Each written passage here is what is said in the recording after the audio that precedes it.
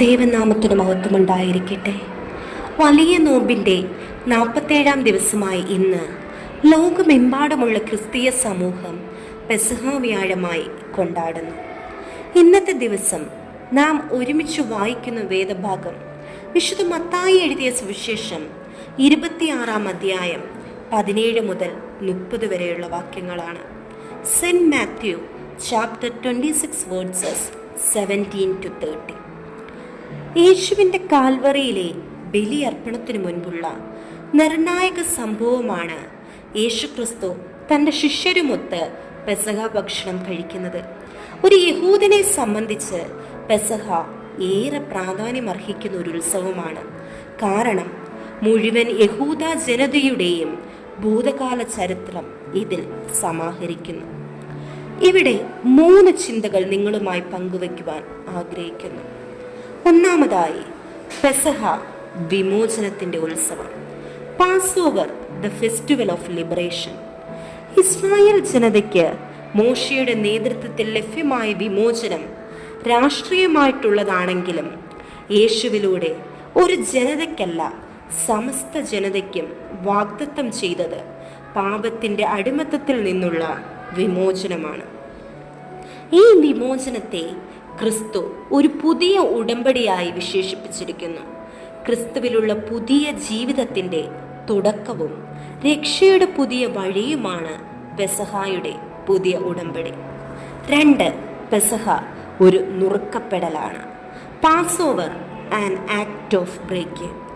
യേശു അപ്പം വാഴ്ത്തി നുറുക്കി ശിഷ്യന്മാർക്ക് നൽകി. നുറുക്കപ്പെടാതെ പങ്കുവയ്ക്കുവാൻ സാധ്യമല്ല.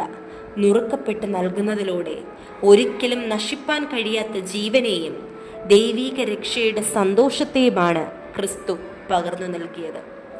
അപ്പം ജീവന്റെ അടയാളമാണ്. ആ ജീവനാണ് പെസഹായിൽ നുറുക്കപ്പെട്ടത്. യേശുക്രിസ്തുവിൻ്റെ തിരുശരീര രക്തങ്ങൾ ആണ് വിശ്വാസിയുടെ ജീവൻ നിലനിർത്തുന്ന ഭക്ഷണം.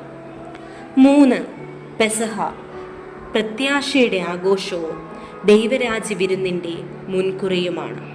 Pass over, celebration of hope and a preview of God's kingdom feast. പിതാവിൻ്റെ രാജ്യത്തിൽ നിങ്ങളോട് കൂടെ പുതിയതായി കുടിക്കും നാൾ വരെ ഞാൻ മുന്തിരിവള്ളിയുടെ അനുഭവത്തിൽ നിന്ന് ഇനി കുടിക്കുകയില്ല. വിശുദ്ധ മത്തായി എഴുതിയ സുവിശേഷം 26-ാം അധ്യായം 29-ാം വാക്യം. ഇത് ദൈവരാജ്യത്തിൻ്റെ പൂർത്തീകരണത്തിൽ സകലവും പുതുതാകുമെന്ന ദർശനം നമുക്ക് നൽകുന്നു. പെസഹായുടെ ആചാരങ്ങൾ യേശു അവസാനിപ്പിച്ചത് സ്തോത്രം പാടിയാണ്. ഇത് നമുക്ക് വ്യക്തമായി വിശുദ്ധ മത്തായി എഴുതിയ സുവിശേഷം 26-ാം അധ്യായം 30-ാം വാക്യത്തിൽ കാണാം. പുതിയ നിയമസഭയിൽ പെസഹ സ്തോത്രത്തിൻ്റെ ജീവിതാനുഭവമാണ്.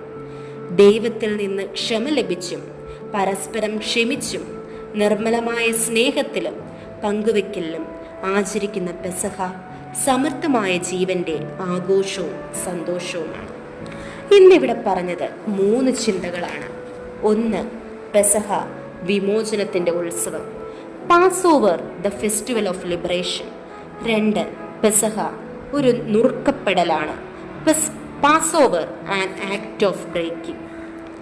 3, പെസഹ പ്രത്യാശയുടെ ആഘോഷവും ദൈവരാജ്യ വിരുന്നിൻ്റെ മുൻകുറിയുമാണ്. Passover, celebration of hope and a preview of God's kingdom feast.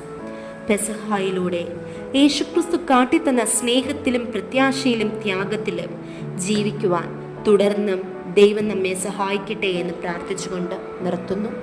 നമുക്ക് കണ്ണുകൾ അടയ്ക്കാം, പ്രാർത്ഥിക്കാം. സ്വർഗസ്ഥനായ ഞങ്ങളുടെ സ്നേഹമുള്ള പിതാവേ, ഞങ്ങളുടെ രക്ഷയ്ക്കായി സ്വന്തം പുത്രനെ നൽകിയതിന് ഞങ്ങൾ നിന്നോട് നന്ദി പറയുന്നു. അവസാന അത്താഴത്തിലൂടെ യേശുക്രിസ്തു പഠിപ്പിച്ച സ്നേഹവും ത്യാഗവും ഞങ്ങളുടെ ജീവിതത്തിൽ നിറയാൻ സഹായിക്കണമേ.